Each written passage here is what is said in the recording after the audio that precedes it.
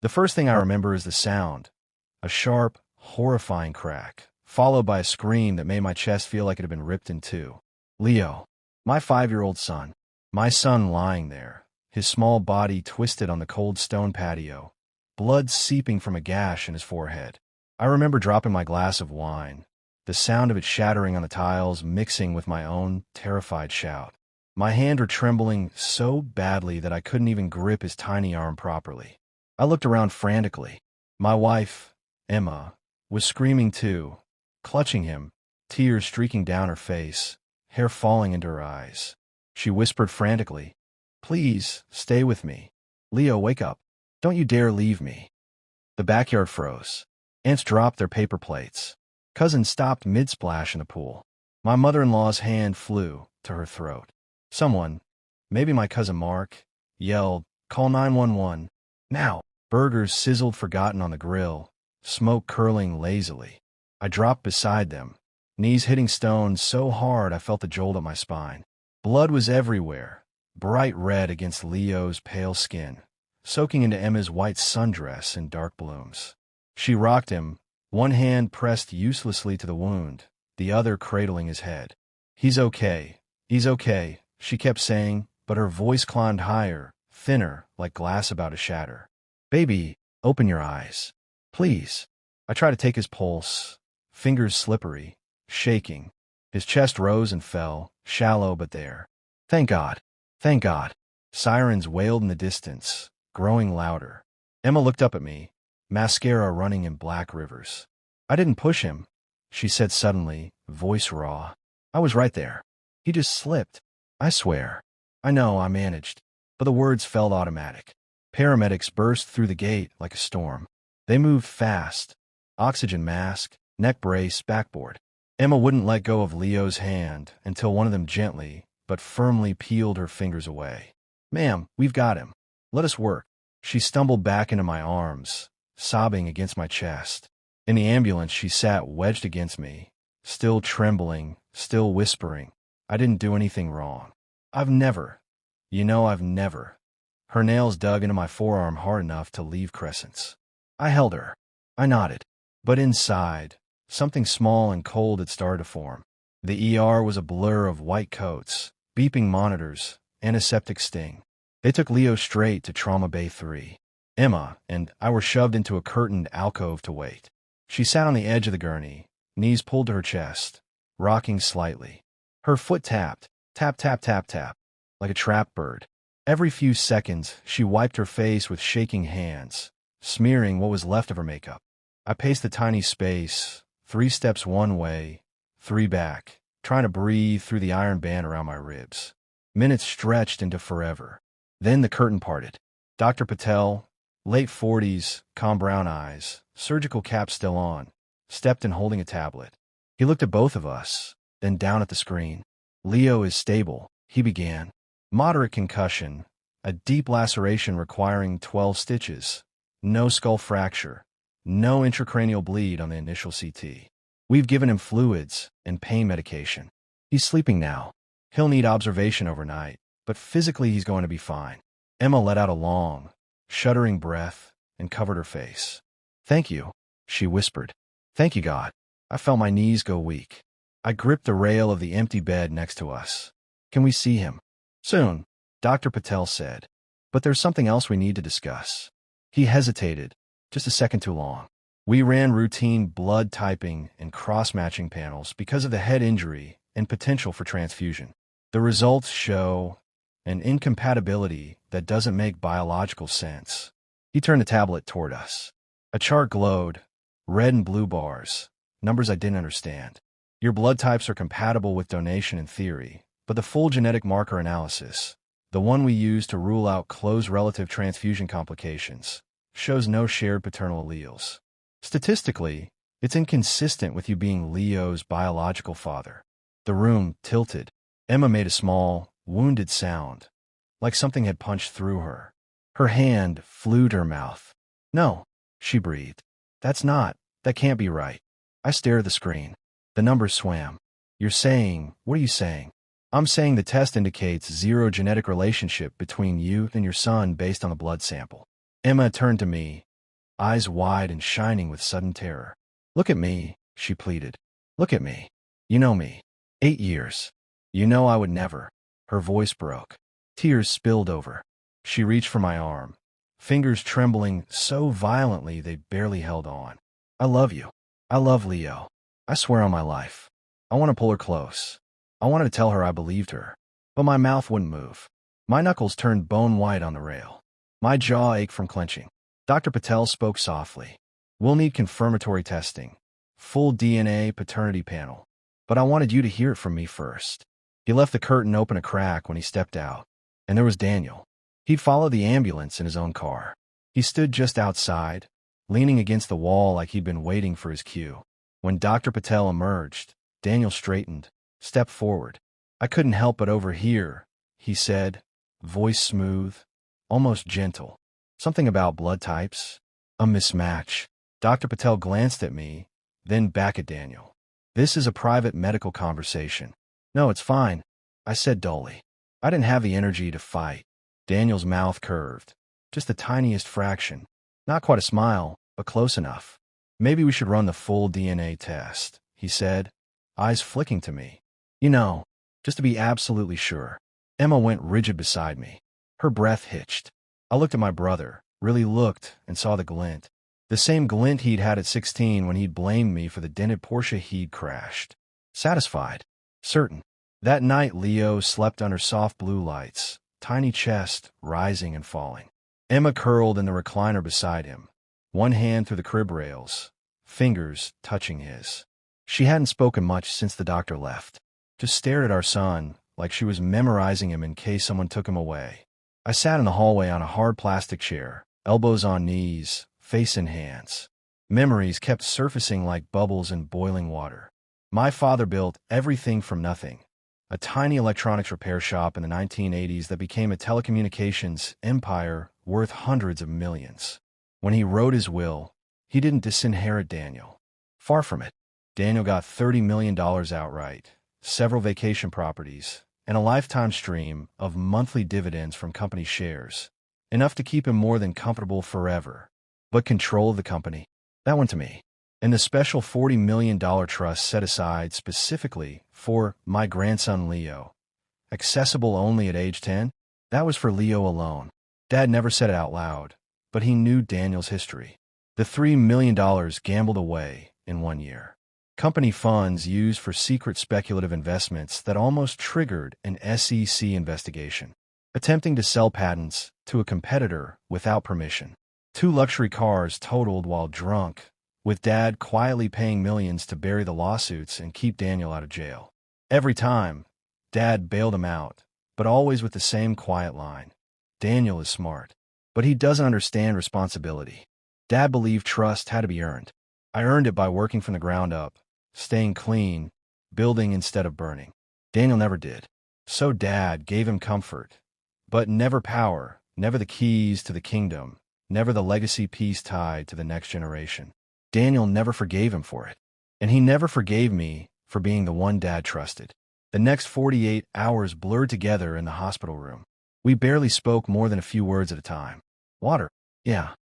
"He's warm." "A little." We took turns holding Leo's hand while he slept. When he woke up groggy and confused, rubbing his bandaged head, he looked at us with big, glassy eyes and whispered, "Daddy, it hurts." My throat closed. Emma kissed his forehead over and over, tears dripping onto his pillow. "I know, baby. Mommy's here. We're all here." He asked for his stuffed shark and for us to stay close. We did. We barely left his side. Family visited in waves. Grandparents, aunts, cousins, bringing balloons, coloring books, worried smiles. They noticed how quiet we were, how Emma's eyes were red-rimmed, how I stared at the floor too long.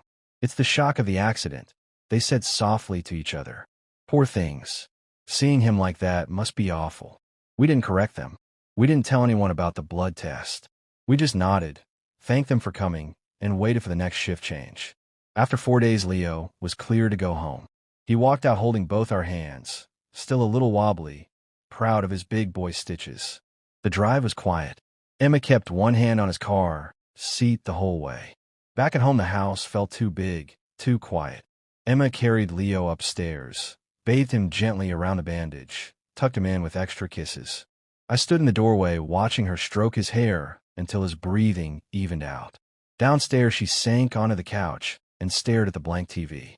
I sat beside her, close, but not touching. "I didn't cheat," she said quietly. "I need you to hear that. Even if the test says whatever it says." "I didn't." "I know," I said, and part of me did. The biggest part. But the doubt was there, small and sharp, like a splinter I couldn't reach. She nodded once. Then she started crying, silent, shoulders shaking. I pulled her against me. She let me.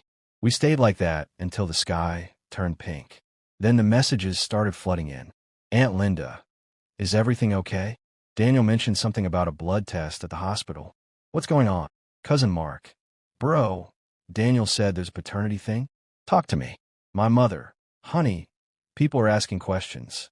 Daniel told me the doctors found something strange with Leo's blood. Is Leo okay? Is he yours?" Daniel had spread it. Carefully, sadly, just worried about the family. And while I was still lost in confusion, staying up nights, Googling rare genetic conditions, and trying to make sense of how my own son's blood could say he wasn't mine, Daniel filed the petition. Public record. Headlines followed. Telecom dynasty rocked by paternity scandal. $40 million trust in jeopardy over DNA dispute. A few days after the filing, my phone rang late one evening. Daniel's name on the screen. I almost didn't answer, but something, maybe anger, maybe exhaustion, made me pick up. "Hey, little brother," he said, voice dripping with fake concern. "Just checking in. How's the kid? Still yours?" The sarcasm hit like a slap. I could hear the smirk through the line. "Daniel," I said flatly. He chuckled softly.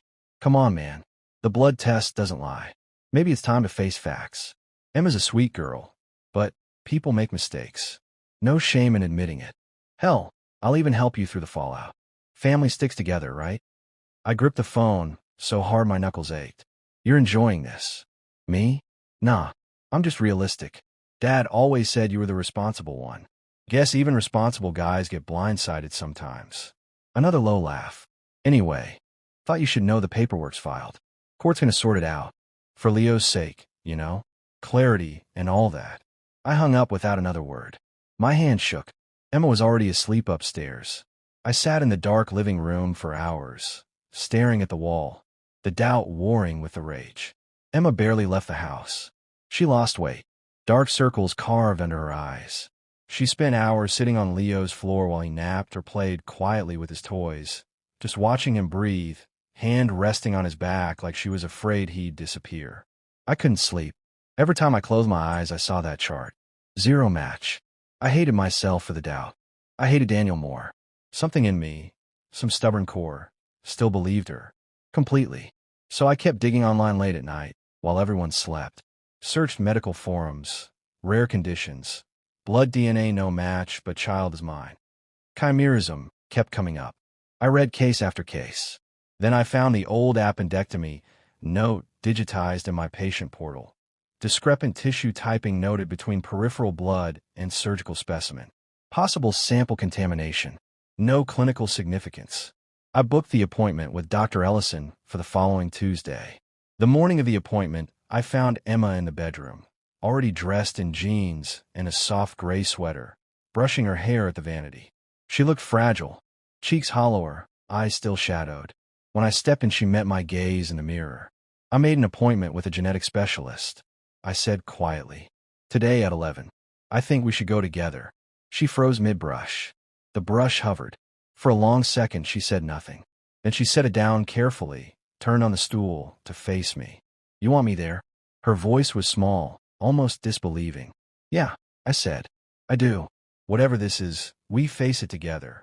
No more sitting on opposite sides of the couch, pretending everything's normal." Her lips trembled. She looked down at her hands, twisting them in her lap.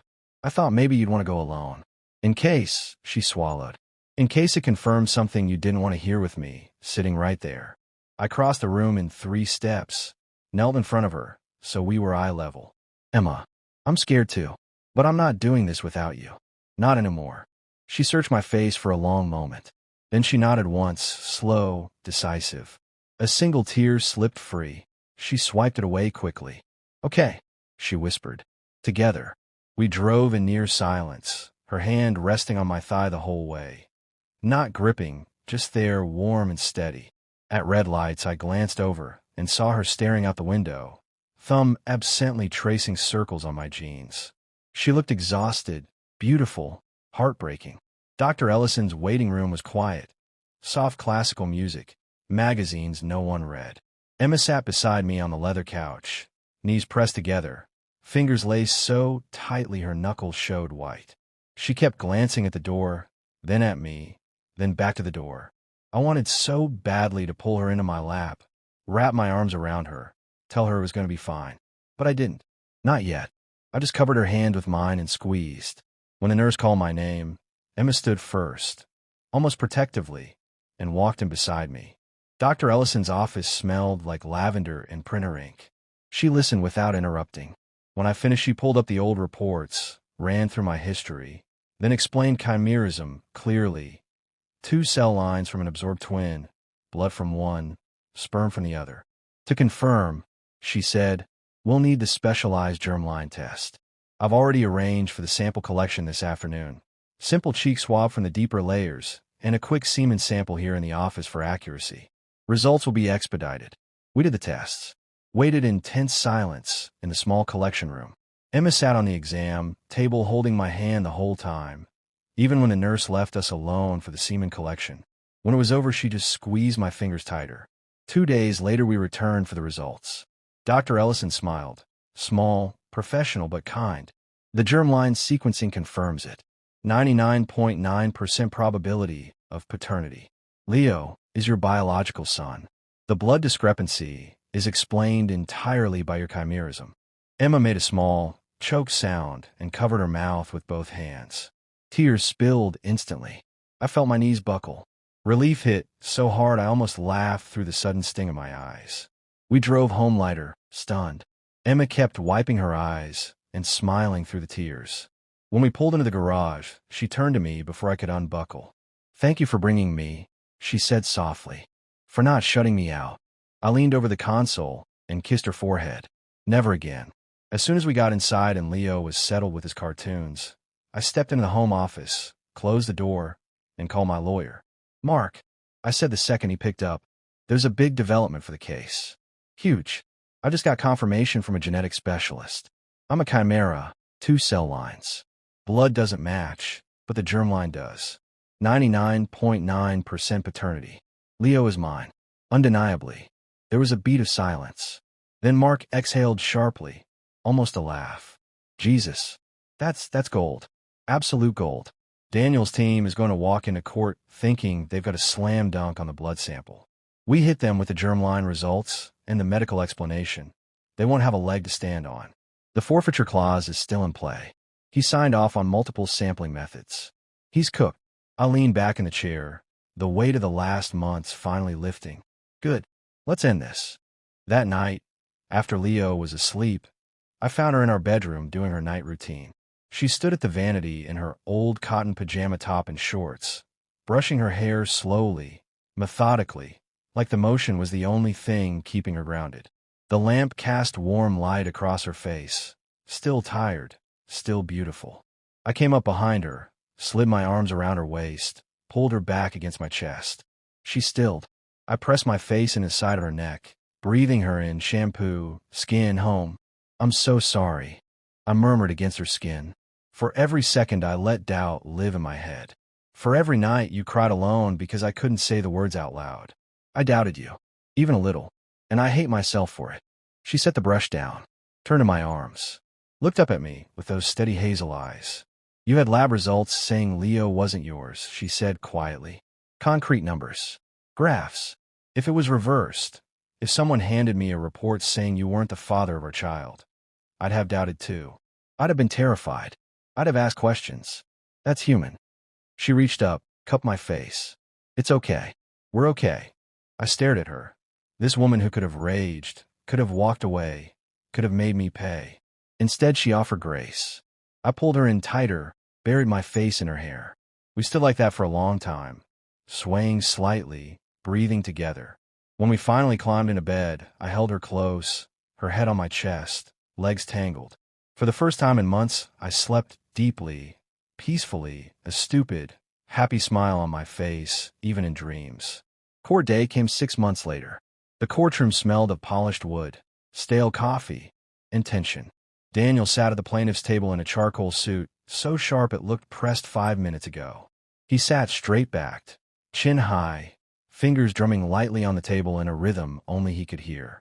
Every few minutes he glanced my way, quick, confident flick of the eyes, then looked back at his lawyer with that thin, self-assured smile. He was certain.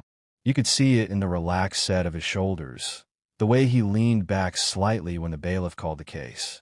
He thought this was the day the trust finally became his. The day Leo stopped being family. The day I paid for being the favorite. His lawyer, tailored suit, expensive watch, voice like velvet over steel, stood first when the judge called for opening statements. Your Honor, the evidence is straightforward and irrefutable. Blood-derived DNA analysis shows zero genetic match between my client, Mr. Daniel Hargrove, and the minor child, Leo. This is not a minor discrepancy. It is a complete absence of shared paternal markers. We submit that the child is not the biological son of the respondent and therefore has no legitimate claim to the $40 million trust established specifically for my grandson Leo under the decedent's will. We ask the court to declare the trust provision invalid as to this child and redirect the assets accordingly. Daniel allowed himself a small, satisfied nod. Almost imperceptible, but I saw it. His fingers stopped drumming. Victory pose. The judge, gray hair pulled into a neat bun, reading glasses low on her nose, turned to my side. Response. My attorney rose slowly, deliberately. Your Honor, pursuant to the agreed-upon order for comprehensive sampling, we submitted not one, but 2 sets of DNA profiles. The first, from peripheral blood, indeed shows no match, as opposing counsel has stated. However, the second set, from a testicular tissue biopsy and confirmatory germline sequencing, demonstrates a 99.9% probability of paternity. The minor child is biologically the son of my client. He walked to the bench and handed up the sealed report packet. The courtroom went deathly quiet. The judge opened the folder. Read the cover page. Flip to the results. Read the blood section, then the germline section. Her eyebrows rose slightly. She flipped back. Read again. The silence stretched. Daniel's smile held for another 3 seconds, then faltered. His posture stiffened. He leaned forward, trying to see the pages from across the aisle. His lawyer glanced at him, confused. The judge cleared her throat. The court has reviewed the submitted evidence. The paternity challenge is unsupported. The minor child, Leo, is confirmed to be the biological son of the respondent. The petition is denied in full. Daniel's face drained of color. His mouth opened, closed. No sound came out. His lawyer shot to his feet. Your Honor, if I may, there must be some procedural. Further, the judge continued, voice level and final. The filing of this action constitutes a direct contest of the specific provisions of the will, including the designation of the trust beneficiary. Pursuant to Clause 17b of the testamentary document, any beneficiary who initiates legal proceedings challenging a trust designation or related provision shall forfeit all benefits, bequests, and interests under the estate. The court therefore orders the immediate forfeiture of Mr. Daniel Hargrove's entire bequest under the will. All associated properties, dividend income streams, and monetary interests revert to the estate corpus. Legal fees and costs are to be borne by the petitioner. The gavel came down, sharp, final. Daniel's hands flattened on the table. They began to tremble. His lawyer sat down hard, mouth working silently. Across the aisle, Daniel looked up at me. Eyes wide, pupils blown, face gray. No smirk, no glint, just raw, stunned disbelief. I met his gaze for one long second. Then I turned slightly. Emma sat in the gallery behind me. Simple navy dress, hair pulled back, hands folded in her lap. Our eyes locked. She gave me the smallest, softest nod. A tiny, private smile curved her lips. Relief, pride, love all at once. I smiled back. We walked out together. Daniel tried to speak in the hallway. This is insane. You set me up. I didn't break stride. I kept my hand in Emma's and kept walking. Liens came fast. Foreclosures. Credit frozen. The man who'd once leased a private jet for weekends in Vegas now faced eviction notices. Meanwhile, life crept back. Leo turned 6 a few months later. We threw a small party, just us three, in the backyard. No big family gathering this time. Emma chased him with a water gun, laughing so hard she doubled over when he squirted her in the face. I pretended to read emails on my phone, but when Leo ran over yelling, "Daddy, save me from the monster," I dropped everything, scooped him up, spun him until he shrieked with delight. Emma watched from the porch steps, barefoot, sundress fluttering, hair loose in the breeze. Later she came over, slid her arms around me from behind, rested her cheek against my shoulder blade. "We're okay," she whispered. "Yeah," I said. "We're okay." Some evenings I sit on that same porch and watch them. Leo racing across the grass, Emma pretending she can't catch him. Golden light spills over everything. And I think, we almost lost it all. Not because of infidelity, because of greed, because of envy, because someone smiled too soon. But truth has a way of cutting through, and the road ahead feels open again. Quiet, warm, full of hope, full of trust, full of love. Hey, if you're enjoying this story so far, drop a comment and let me know what you think. I love hearing from you. And if you want more real-life stories like this, please subscribe and hit the bell so you don't miss the next one. Thank you for being here. Thank you for listening.